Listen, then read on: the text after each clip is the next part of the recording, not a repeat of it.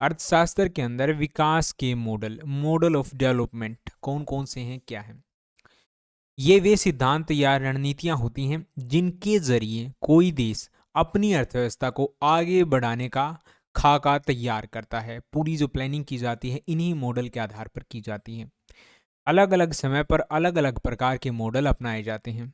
कुछ ऐसी अर्थव्यवस्थाएं होती हैं जहां पर कृषि पर जोर दिया जाता है, तो उनके लिए जो कृषि पर बनाए गए मॉडल हैं उनके ऊपर देखा जाता है कि किस तरह से खेती बाड़ी को बढ़ाया जा सकता है और देश के अंदर जो इंडस्ट्री है उसको फिर बाद में तैयार किया जा सकता है। कुछ ऐसे मॉडल होते हैं जो भारी उद्योगों पर ध्यान देते हैं, कुछ तकनीकी विकास के ऊपर ध्यान देते हैं, तो कुछ खुले बाजार का समर्थन करते हैं।